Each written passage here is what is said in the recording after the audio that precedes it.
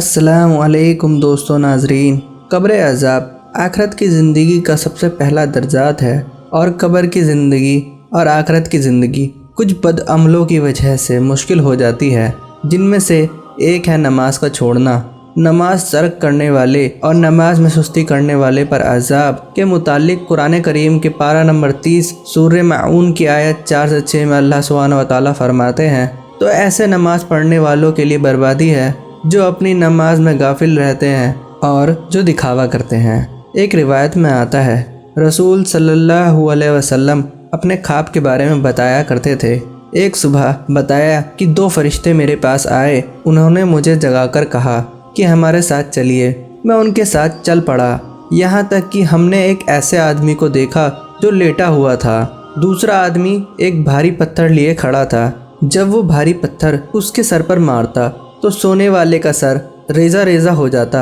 फिर वो पत्थर उठा लेता है और उस आदमी का सर सही हो जाता है जैसा कि पहले था। वो फिर पत्थर मारता है और उसका पहले जैसा हशर हो जाता है। मैंने उन दोनों फरिश्तों से कहा, सुभान अल्लाह, यह क्या है? तो फरिश्तों ने बताया, जिस आदमी को आपने देखा कि उसका सर पत्थर से कुचला जा रहा है, वो ऐसा शख्स है जो कुरान मजीद पढ़कर उस पर अमल नहीं करता और फ़र्ज नमाजों में सो जाता है, अदा नहीं करता। एक कौल के मुताबिक वेल जहन्नम की एक वादी का नाम है।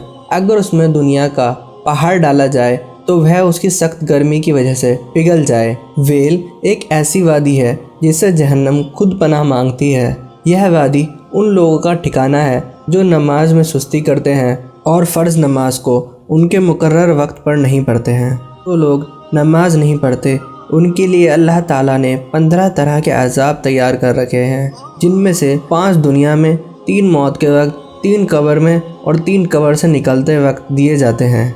दुनियावी मसाइब यानी दुनिया के अज़ाब, उसके उम्र की बरकत छीन ली जाती है, उसके चेहरे से सौलिहीन की निशानी मिटा दी जाती है, उसके किसी अमल का अल्लाह ताला अजर नहीं देता, उसकी दुआ आसमानों की तरफ बुलंद नहीं होती, नेक की दुआओं में से उसका कोई हिस्सा नहीं होता, और जो मसाइब उसके मौत के वक्त दरपेश होंगे वो यह हैं, वो जलील होकर मरेगा, भूखा मरेगा और प्यासा मरेगा। कौल है कि अगर उसे दुनिया का तमाम समंदर पिला दिया जाए और एक भी दुनिया में पानी का ज़र्रा बाकी ना हो तब भी उसकी प्यास नहीं बुझेगी। कब्र के मसाइब यह हैं, कब्र उसकी तंग होगी, यहाँ तक कि उसकी पसलियाँ एक दूसरे में पिसावट हो जाएगी। उसकी कब्र में आग भड़काई जाएगी जिसके अंगारे पर वो रात दिन लेटा रहेगा। उसकी कब्र में एक अजदहा मुकर्रर कर दिया जाएगा जिसका नाम शुजा यानी गंजा होगा। उसकी आंखें आग की होंगी और उसके नाखून लोहे के होंगे जिनकी लंबाई 1 दिन के सफ़र के बराबर होगी। उसकी आवाज़ कड़क दौड़ती बिजली जैसी होगी। मैयत से कलाम होगा और कहेगा, मैं गंजा अजदहा हूँ, मेरे रब ने मुझे हुक्म दिया है कि मैं तुझे नमाज के जिया के बदले सुबह से शाम तक डसता रहूं। तो जिसने फजर की नमाज़ छोड़ी उसे जोहर की नमाज़ तक डसता रहेगा, जिसने जोहर की नमाज़ छोड़ी उसे असर की नमाज़ तक डसता रहेगा। इसी तरह ये सिलसिला इशा तक चलता रहेगा और पूरा होकर फिर से फजर के वक्त आ जाएगा और उसका डसना ऐसा होगा कि उस सांप के डसते ही मुर्दा 70 हाथ ज़मीन में घुस जाएगा और क़यामत तक इसी तरह वो मुर्दे को अज़ाब देता रहेगा। और जो मसाइब उसे कब्र से निकलते वक्त हुए वो हशर के मैदान में झेलने होंगे, तो वो ये हैं, सख्त हिसाब लिया जाएगा, अल्लाह की नाराज़ी और जहन्नम में दाखला।